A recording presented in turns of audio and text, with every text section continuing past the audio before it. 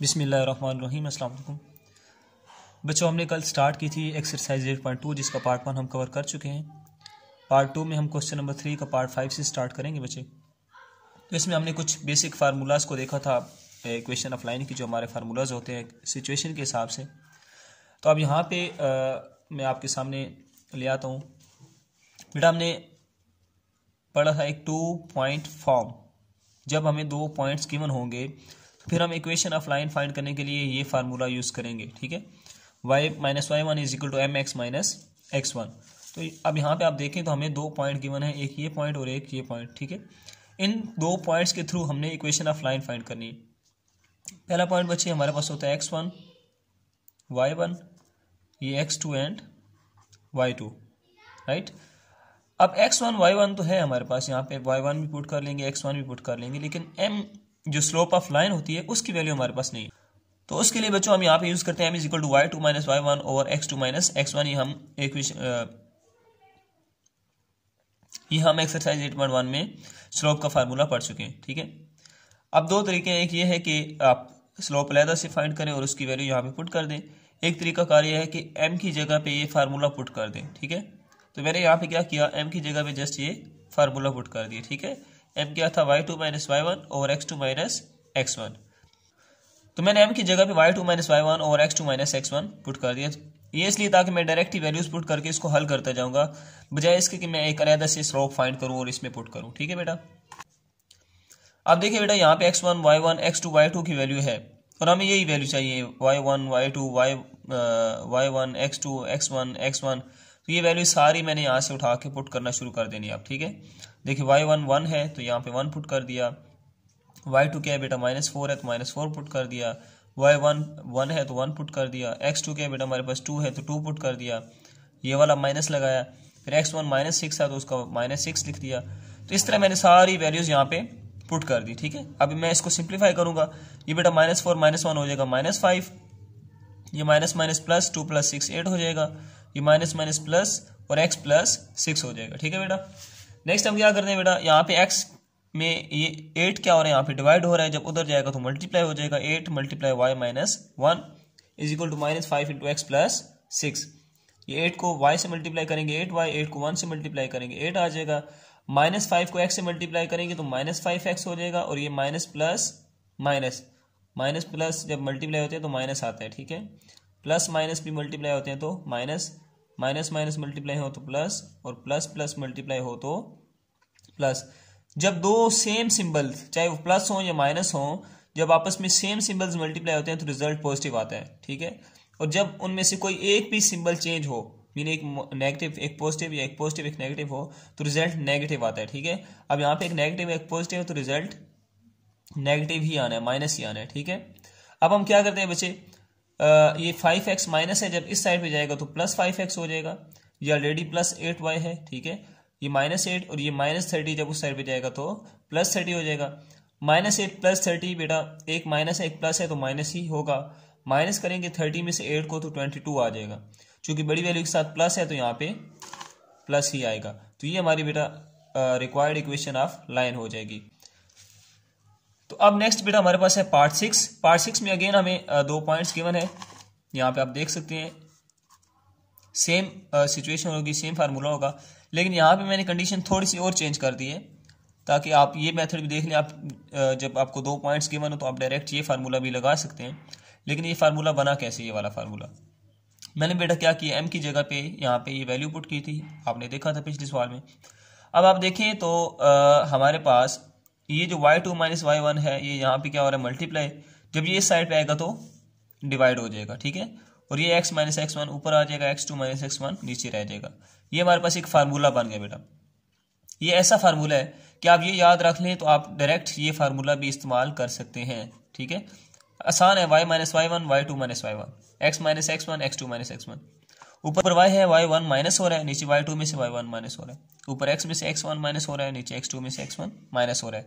तो ये direct formula भी आप यूज कर सकते हैं, कब, जब आपको 2 पॉइंट्स गिवन हो, ठीक है। तो अब मैंने क्या किया, यहाँ पे जस्ट वैल्यूज पुट की, y1 की वैल्यू पुट की बेटा, y2 y1 की वैल्यूज पुट की, इसी तरह x1 की वैल्यू पुट की, यहाँ पे x2 की वैल्यू पुट की, x1 की वैल्यू पुट की, ठीक है। आप वैल्यूज देख सकते हैं, जैसे यहाँ पे देखें x2 हमारे पास कितना, ये x1 होता है बेटा, ये y1, ये x2 और ये y2, ठीक है। आप इधर से कंपेयर करके देख सकते हैं कि हमारा x1 2 था, मैंने 2 पुट किया, x2 8 था तो मैंने 8 पुट किया, ठीक है। इस तरह y1 हमारे पास क्या था बेटा, -4 तो -4 पुट किया हुआ है, और y2 कितना बेटा हमारे पास 4 तो 4 पुट किया हुआ, ठीक है। ये माइनस माइनस प्लस हो जाएगा बच्चे, ये भी माइनस माइनस प्लस, 4 + 4 8 होता है हमारे पास, ठीक है। ये x - 2 और ये 8 - 2 = 6 हो जाएगा। यहाँ पे हम करेंगे क्रॉस मल्टीप्लाई, ये इधर मल्टीप्लाई हो जाएगा और ये इधर मल्टीप्लाई हो जाएगा बेटा। ये हमारे पास बन जाएगा 6 × y + 4 = 8 × x - 2। 6 को अंदर मल्टीप्लाई कर देंगे, 6y + 24 आ जाएगा। 8 को इधर मल्टीप्लाई करेंगे तो 8x - 16 आ जाएगा। ये 8x इधर ही रहेगा, प्लस वाला है ना, मैं इसको इधर नहीं ले आता, मैं y को उधर ले जाता हूँ। ये +y है, उधर जाके -6y हो जाएगा। ये -16 एज इट इज रहेगा, ये +24 उधर जाएगा तो -24 हो जाएगा, ठीक है। हमारे पास बच्चे बन जाएगा 8x - 6y - 40 -16 -24 बेटा कितना होता है, -40 = 0। अब यहाँ तक भी ठीक है, लेकिन आपकी बुक के अकॉर्डिंग उसने आंसर ये निकाला हुआ है, ठीक है। तो ये उसने क्या किया, उसने इक्वेशन की बोथ साइड्स पे 2 से डिवाइड कर दिया, ठीक है। जो काम इक्वेशन की दोनों साइड पे करें उससे फर्क नहीं पड़ता बेटा, मैथ में हम कर सकते हैं। तो इक्वेशन की दोनों साइडों को उसने क्या कर दिया, 2 से डिवाइड कर दिया। ये हो जाएगा 2 4 = 8, 2 3 = 6 एंड 2 20 = 40, और 0 के नीचे 2 आएगा तो वो 0 ही रहेगा, ठीक है। तो ये हमारी इक्वेशन ऑफ लाइन होगी, ठीक है। नेक्स्ट बच्चे हम चलते हैं पार्ट 7 की तरफ। पार्ट 7 में बच्चे हमें 2 इंटरसेप्ट गिवन है, एक x इंटरसेप्ट है, एक y इंटरसेप्ट है, ठीक है। तो अब जब 2 इंटरसेप्ट गिवन होते हैं तो हम कौन सा फार्मूला यूज करते हैं बच्चे, 2 इंटरसेप्ट फॉर्म। जब 2 इंटरसेप्ट गिवन होंगे तो हमारे पास फार्मूला ये यूज होगा, x/a + y/b = 1, ठीक है। यहाँ पे a क्या होता है बेटा, जो x इंटरसेप्ट की वैल्यू होती है, और b क्या होती है, जो y इंटरसेप्ट की वैल्यू होती है। ये डायरेक्ट फार्मूला है, ठीक है। हम यहाँ पे क्या करते हैं बच्चे, x/a + y/b = 1। जो x इंटरसेप्ट होगा वो हमारा a होगा, जो y इंटरसेप्ट होगा वो हमारा b होगा, ठीक है। a की जगह पे a की वैल्यू पुट करेंगे, b की जगह पे b की वैल्यू पुट कर देंगे बेटा, = 1, ठीक है। ये माइनस ऊपर चला जाएगा, -x/6 + y/5 = 1, ठीक है। अच्छा बच्चे, ये जो माइनस ऊपर जाता है ये बिला वजह नहीं जाता ऐसे, इसकी कोई इसको करने का एक तरीका कार होता है। जैसे मैं लिखता हूँ x / -6, ठीक है। मैं माइनस को ऊपर लेके जाना चाहता हूँ तो मैं क्या करूँगा, मैं इसको -1 से मल्टीप्लाई भी कर दूंगा x को, और -1 से डिवाइड भी कर दूंगा, ठीक है, इस वैल्यूज को। अब ये -6 है, ये बन जाएगा बेटा -x, -1 से मल्टीप्लाई हो रहा है ना, और ये माइनस माइनस क्या हो जाएगा, +6 हो जाएगा। अब देखिए ये माइनस ऊपर चला गया, ठीक है। लेकिन एक तरीकाकार के जरिए, ये एक तरीकाकार होता है, क्योंकि हम एक वैल्यू को जब एक ही सेम वैल्यू से मल्टीप्लाई डिवाइड करें तो उस पर फर्क नहीं पड़ता। जैसे मैं लिखता हूँ 2/4 है, ठीक है, इसका आंसर कितना आएगा, 1/2 आएगा। लेकिन अगर इन दोनों को मैं 2 से मल्टीप्लाई और डिवाइड भी कर दूं, ये बन जाएगा 4/8, तो इसका आंसर भी 1/2 ही आएगा। आंसर पे कोई फर्क नहीं पड़ता जब सेम नंबर से मल्टीप्लाई और डिवाइड करते हैं, ठीक है। तो इस तरह हमारा ये माइनस क्या ऊपर चला गया, -x/6 हो गया, ठीक है। आप डायरेक्ट भी कर सकते हैं, ठीक है, आप लिख सकते हैं डायरेक्ट, अगर आपको बैकग्राउंड का आइडिया है तो। y/5 = 1, ठीक है बेटा। इसके बाद एलसीएम लेंगे। एलसीएम में एक तो आप एलसीएम ले सकते हैं इस तरह करके 5 6 लिख के, ठीक है। और दूसरा ये है कि इन दोनों वैल्यूज को आप मल्टीप्लाई कर दें, 6 5 = 30, ठीक है, ये हमारा एलसीएम होगा। उसके बाद आप क्रॉस मल्टीप्लाई करें, 5 को -x से -5x, 6 को y से 6y = 1। ये 30 इधर डिवाइड हो रहा है, जब इधर जाएगा तो मल्टीप्लाई हो जाएगा, 1 के साथ मल्टीप्लाई होकर 30 ही रहेगा, ठीक है बच्चे। अब ये 30 उस साइड पे जब जाएगा तो -30 हो जाएगा, = यहाँ पे कुछ नहीं बचा तो 0 रह जाएगा, ठीक है। अब आपकी बुक में जो आंसर है बच्चे, यहाँ तक भी ठीक है, आप यहाँ तक आंसर लिख सकते हैं।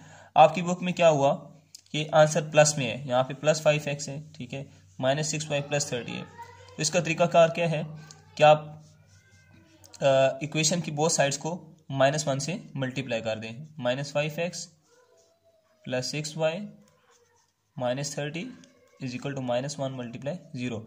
Multiply both sides of equation by -1, ठीक है। ये माइनस माइनस प्लस हो जाएगा, ये माइनस प्लस माइनस हो जाएगा, ये भी माइनस माइनस यहाँ पे प्लस हो जाएगा, और ये 0 के साथ 0 ही रहेगा। तो ये आपका आंसर आ जाएगा, ठीक है बच्चे। नेक्स्ट हमारा जो आखिरी पार्ट है क्वेश्चन 3 का, पार्ट 8। उसमें हमें एक स्लोप गिवन है और एक एक्स इंटरसेप्ट गिवन है। इसको कहते हैं slope intercept form. Slope intercept form इसमें फार्मूला बेटा हमारा यूज होता है y is equal to m x plus c. M हमें स्लोप गिवन है, सी हमारा इंटरसेप्ट जो होता है वो उसकी वैल्यू होती है। ठीक है, मतलब यहाँ पे आपका सी हुआ 11 और एम आपका हुआ -1। ठीक है, यहाँ पे मैंने लिख भी दिया। आपने ये फार्मूला लगाना है, इसमें वैल्यूज पुट कर देनी है। मैंने वैल्यूज पुट की। ठीक है, एम की जगह पे -1 पुट किया, सी की जगह पे 11 पुट किया, यह जगह -x प्लस 11। अब चूंकि मुझे x प्लस में चाहिए तो मैं x को इधर ले आता हूँ। ठीक है, ये माइनस है इधर आएगा तो प्लस x हो जाएगा, प्लस y, ये प्लस 11 इधर आएगा तो -11 इज इक्वल टू 0। तो ये मेरा रिक्वायर्ड आंसर हो गया। ठीक है बच्चे, नेक्स्ट बच्चे हमारे पास है क्वेश्चन नंबर 4। क्वेश्चन नंबर 4 में क्या कहते हैं, find equation of line in symmetric form. Equation of line find करें सिमेट्रिक फॉर्म के अंदर। ठीक है, पहले मैं आपको इसका थोड़ा आइडिया दे देता हूँ बच्चे। हमारे पास यहाँ पे मैं एक एक्सिस ड्रा करता हूँ, ये हमारे पास होता है एक्स एक्सिस, ये वाई एक्सिस। यहाँ पे अगर मैं कोई भी एक लाइन बना देता हूँ, जैसे कि हम पहले बात कर चुके थे, इंक्लिनेशन की भी हमने बात की, तो जो यहाँ पे एंगल बनता है एंटी क्लॉकवाइज डायरेक्शन में उसको हम इंक्लिनेशन कहते हैं। ठीक है, तो ये कोई भी ऐसे लाइन गुजर रही है तो उसको हम कहते हैं सिमेट्रिक लाइन। ठीक है, नेक्स्ट जब हम नॉर्मल लाइन पढ़ेंगे तो उधर मैं आपको बताऊंगा कि नॉर्मल लाइन क्या होती है, तो लेकिन सिमेट्रिक लाइन कोई भी आपकी एक लाइन है तो वो सिमेट्रिक है। ठीक है, अच्छा बेटा, हमने इक्वेशन फाइंड करनी है, तो हमने कल इसका फार्मूला देखा था कि जब हमारे पास सिमेट्रिक फॉर्म होती है तो हमारे पास फार्मूला यूज होता है x minus x1 over cos theta is equal to y minus y1 is over sine theta. x1 y1 हमें गिवन होता है। ठीक है, फिर कॉस थीटा साइन थीटा, या तो हमने थीटा की वैल्यू फाइंड करनी होती है या पूरा कॉस थीटा हमने फाइंड करना होता है। ठीक है, ये जो वैल्यूज फाइंड करनी होती है वो हम फाइंड करते हैं और इस इक्वेशन के अंदर पुट करते हैं तो हमारा रिक्वायर्ड इक्वेशन आ जाती है। ठीक है बच्चे, यहाँ पे देखें हमें एक पॉइंट गिवन है जिसको x1 y1 कहा गया है और एक tan theta is equal to 3/4 given है। ठीक है, एक तरीका कार ये है कि हम क्या करते हैं, tan theta is equal to 3/4 लिख लेते हैं, क्योंकि हमने थीटा की वैल्यू फाइंड करनी है ना। ठीक है, तो ये थीटा है, ये जब tan उस साइड पे जाएगा तो tan इनवर्स हो जाएगा 3/4। जब मैं tan इनवर्स 3/4 करूंगा तो ये तकरीबन मेरे पास 37 डिग्री बनेगा। ठीक है, एक तरीका कार ये है कि मैं फार्मूला के अंदर यहाँ पे थीटा की जगह पे 37 डिग्री पुट कर दूं, लेकिन 37 पर ना तो cos थीटा की वैल्यू एग्जैक्ट आती है ना साइन थीटा की एग्जैक्ट आती है, ये पॉइंट्स में वैल्यूज आती है तकरीबन 0.8। ठीक है, तो आंसर पॉइंट में आ जाएगा। ठीक है, तो पॉइंट्स की सिचुएशन से बचने के लिए मेरे पास एक और तरीका भी है। मैं क्या करता हूँ, मुझे पता है tan थीटा जो होता है वो परपेंडिकुलर बाय बेस की इक्वल होता है, क्योंकि हमने पढ़ा हुआ है थ्रू प्रॉपर ब्रशिंग। ठीक है, जैसे हमने पढ़ा था ना, some people have curly brown hair through proper brushing. ठीक है, तो tan theta is equal to perpendicular by base, और ये 3/4 की इक्वल है। यहाँ से परपेंडिकुलर हो गया 3 और बेस होगी 4। ठीक है बेटा, मतलब मुझे परपेंडिकुलर की वैल्यू भी मिल गई और बेस की वैल्यू भी मिल गई। मैंने हाइपोटेन्यूज फाइंड करना है। ठीक है, हाइपोटेन्यूज क्यों फाइंड करना है, क्योंकि हाइपोटेन्यूज हमारे पास कॉस थीटा में भी आ रहा है और साइन थीटा में भी आ रहा है। ठीक है, अगर हम ये फाइंड कर लेते हैं तो हमारा मसला हल हो सकता है। ठीक है बच्चे, हम क्या करते हैं यहाँ पे by Pythagoras theorem. Pythagoras theorem क्या कहता है, hypotenuse square is equal to perpendicular square plus base square. ये 9 + 16 हो जाएगा, 25 बन जाएगा। हमें h की वैल्यू चाहिए, दोनों साइड पे स्क्वायर रूट ले लेंगे, h स्क्वायर रूट कट जाएगा, h इज इक्वल टू 25 का स्क्वायर रूट 5 होता है तो 5 आ जाएगा। ठीक है बच्चे, h की वैल्यू कितनी आ गई 5, बेस हमें पता है 4 है, h 5 पुट कर दिया, परपेंडिकुलर हमें पता है 3 है, h 5 पुट कर दिया। अब हमें cos थीटा की वैल्यू भी पता चल चुकी है, sin थीटा भी पता चल चुकी है, x1 भी हमारे पास है और y1 भी हमारे पास है। तो हम इधर इक्वेशन में, इस इक्वेशन में वैल्यूज को पुट कर दी, यहाँ पे y1 की वैल्यू पुट कर दी, ये cos थीटा, ये sin थीटा, ये माइनस माइनस प्लस हो जाएगा, x + 4 और ये y - 2। तो आपकी जो बुक में आंसर है वो यही है। इसके बाद आपको सॉल्व करने की जरूरत नहीं है, अगर फर्दर सॉल्व करने की जरूरत होती तो हम क्रॉस मल्टीप्लाई कर सकते थे। ठीक है, तो ये हमारी रिक्वायर्ड इक्वेशन है बच्चे सिमेट्रिक फॉर्म में। ठीक है, इसी तरह इसका जो सेकंड पार्ट है उसमें आपको बेटा x1 y1 एक पॉइंट गिवन है, मीन x1 y1 की वैल्यू गिवन है, और उसने आसानी क्या कर दी हमारे लिए कि थीटा उसने खुद ही बता दिया। अब कुछ बुक्स में यहाँ पे थीटा के बाद एम्प्टी स्पेस है तो वो 30 डिग्री ही है। ठीक है, आपने 30 डिग्री लिख लेना है वहाँ पे। अब जब थीटा हमें पता है तो फिर हमारी मुश्किल आसान होगी। ठीक है, हमने जस्ट क्या करना है, x1 की वैल्यू पुट करनी है, y1 की वैल्यू पुट करनी है, थीटा की जगह पे 30 पुट करना है, थीटा की जगह पे 30 पुट करना है, और ये माइनस माइनस प्लस हो जाएगा बच्चे। तो ये हमारा आंसर आ गया, क्योंकि आपकी बुक में यही आंसर है तो इसके बाद हल करने की ज़रूरत नहीं है, लेकिन अगर आप फर्दर सोल्व करते cos 30 की वैल्यू पुट करना चाहते हैं आप, तो आप वो भी पुट कर सकते हैं, जो कि हमारे पास √3/2 होती है, और sin 30 की आप पुट करते तो वो 1/2 होती है। तो आप ये वैल्यूज़ भी पुट कर सकते हैं अगर आपने फर्दर सोल्व करना हो, लेकिन आपकी जो बुक में आंसर है वो यही है, तो हमने यहाँ तक किया, ठीक है। नेक्स्ट बच्चे हमारे पास है क्वेश्चन नंबर 5। क्वेश्चन नंबर 5 में बच्चे वो बात करते हैं नॉर्मल लाइन की, नॉर्मल फॉर्म की। तो नॉर्मल फॉर्म हमारे पास क्या होती है, यहाँ पे अगर मैं बात करूँ नॉर्मल फॉर्म की बच्चे, यहाँ पे कोई हमारी मैंने एक सिमेट्रिक लाइन बनाई सिंपल जो गुजर रही है, ठीक है। इस सिमेट्रिक लाइन पे बच्चे ये हमारे पास होते हैं ओरिजिन O, ठीक है। इस सिमेट्रिक लाइन पे मैं कोई यहाँ पे एक नॉर्मल ड्रा करता हूँ, ठीक है। नॉर्मल क्या होता है, किसी भी लाइन पे जब हम एक 90 का एंगल ड्रा करते हैं वो उस लाइन पे नॉर्मल होता है, ठीक है। तो इस सिमेट्रिक लाइन पे ये मैंने जो 90 का एक एंगल ड्रा किया ये वाला, ठीक है, इसको हम कहेंगे नॉर्मल, ठीक है। तो ये जो नॉर्मल लाइन हमने ड्रा की सिमेट्रिक लाइन के ऊपर, ये जो नॉर्मल लाइन ड्रा की हमने, इसकी इक्वेशन फाइंड करेंगे तो इसका क्या फार्मूला होगा, ठीक है। पहले हम इसकी बात कर रहे थे, इस लाइन की, ठीक है। अब हम बात करें इस लाइन की, ये नॉर्मल है, ठीक है, सिमेट्रिक के ऊपर नॉर्मल। तो इसकी जब हम बात करते हैं बेटा, हमारे पास इसका फार्मूला होता है x cos theta plus y sin theta is equal to p, ठीक है। अब यहाँ पे हमें इस फार्मूला के अंदर एक तो p गिवन होता है, ठीक है, फिर हमें थीटा की ज़रूरत पड़ती है, ठीक है, जैसे हम पिछले क्वेश्चन में भी कर चुके हैं, हमें इस क्वेश्चन में भी तो वही तरीका कार है, जस्ट यहाँ पे p का इजाफा हो गया। तो यहाँ पे हमें p पहले पार्ट में हमें p गिवन है और थीटा भी गिवन है। फार्मूला लिखा बेटा, थीटा की जगह पे 120, थीटा की जगह पे 120 और p की जगह पे 5 पुट कर दिया। cos 120 होता है बेटा -1/2, ठीक है। आप यहाँ चेक कर सकते हैं, cos 120 हमारे पास जो होता है बच्चे वो होता है -1/2। इस तरह में sin 120 अगर चेक करो तो वो हमारे पास होते हैं √3/2। तो मैंने ये वैल्यूज पुट कर दी, sin 120 की जगह पे √3/2, cos 120 की जगह पे -1/2। ये x जब -1 से मल्टीप्लाई हुआ तो क्या बन जाएगा बच्चे, -x/2। ये बचेगा y multiply √3/2 is equal to 5, ठीक है। दोनों का एलसीएम सेम है, 2 है ना, दोनों के नीचे जो डिनोमिनेटर है वो सेम है, तो एलसीएम आ जाएगा 2, ठीक है। 2 एलसीएम आ जाएगा, ये -x plus y √3 is equal to 5 रह जाएगा हमारे पास, ठीक है बच्चे। इसके बाद मैंने क्या किया, ये जो 2 हमारे पास है डिवाइड हो रहा है, इधर जाएगा तो 5 के साथ मल्टीप्लाई हो जाएगा, 2 5 * 10। यहाँ से मैंने शुरू किया है बेटा, ये -x plus y √3 is equal to 10 आ गया, ठीक है। अब मैं क्या करता हूँ, मैं इस -x को उस साइड पे लेके जाता हूँ इक्वेशन के। जब उधर लेके जाऊंगा तो ये +x हो जाएगा, इस प्लस y को भी इक्वेशन की उस साइड पे लेके जाऊंगा तो ये भी क्या हो जाएगा, माइनस हो जाएगा, और 10 ऑलरेडी प्लस में है तो इज इक्वल टू 0, ठीक है। अब हम इन सब वैल्यूज को बेसिकली उधर लेके गए हैं तो 0 इधर बचना चाहिए था, ये इस तरह बन जाता हमारे पास x - y √3 + 10, और 0 इस साइड पे बचता, क्यों, क्योंकि मैं इन सब वैल्यूज को उधर लेके जा रहा हूँ, ठीक है। लेकिन मैं आपको ऑलरेडी बता चुका हूँ कि x = 0 हो या 0 = x हो, बात एक ही होती है, ठीक है। तो आप इसको ऐसे भी लिख सकते हैं, तो ये आपका रिक्वायर्ड आंसर होगा बच्चे। अच्छा, यहाँ पे मैंने y √3 को y को इस साइड पे लेके आया हूँ, तो इससे भी फर्क नहीं पड़ेगा, जैसे 2x लिखें या x2 लिखें, यहाँ पे बात एक ही है। यहाँ भी 2x से मल्टीप्लाई हो रहा है, यहाँ भी x2 से मल्टीप्लाई हो रहा है, लेकिन बात एक है, 2 × 3 लिखें या 3 × 2 लिखें, ये इसमें फ़र्क नहीं पड़ता बच्चे, ठीक है। तो इस तरह मैंने इसको अरेंज कर दिया, आपकी बुक के अकॉर्डिंग ये आंसर है, ठीक है बच्चे। ये हमारा क्वेश्चन 5 का पार्ट 2 है, इसमें हमें p की वैल्यू गिवन है और tan theta is equal to 1 given, ठीक है।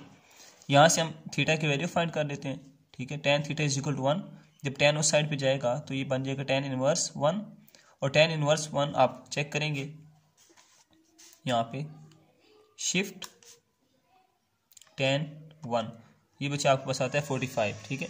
तो एंगल कितना आ गया, 45 डिग्री। चूंकि 45 डिग्री भी हमारे पास cos की वैल्यू भी होती है और sin की वैल्यू भी होती है, तो हम इसको वैल्यूज को पुट कर लेंगे, ठीक है। cos 45 पे भी 1/√2 होता है, sin 45 पे भी 1/√2 होता है। वैल्यूज पुट करेंगे बच्चे, x 1 के साथ मल्टीप्लाई हो जाएगा, y भी 1 के साथ मल्टीप्लाई हो जाएगा, ठीक है। ये कुछ इस तरह की फॉर्म बन जाएगी, ठीक है। अब दोनों के नीचे डिनोमिनेटर सेम है, तो एक ही मतलब एलसीएम लिख लेंगे, x + y = 10 हो जाएगा, ये √2 इधर डिवाइड हो रहा है, उधर जाके मल्टीप्लाई हो जाएगा 10 के साथ, ठीक है। ये इधर प्लस है, जब दूसरी साइड पे जाएगा तो माइनस हो जाएगा, यहाँ पे माइनस हो गया। अब बच्चे आपकी बुक में ना यहाँ पे थोड़ा सा, ये हमारा रिक्वायर्ड आंसर है, आपकी बुक में थोड़ा रॉन्ग आंसर है, उसने √2 के नीचे 10 को लिख दिया, ठीक है। तो वो रॉन्ग है, जबकि ये आपका राइट सोल्यूशन है।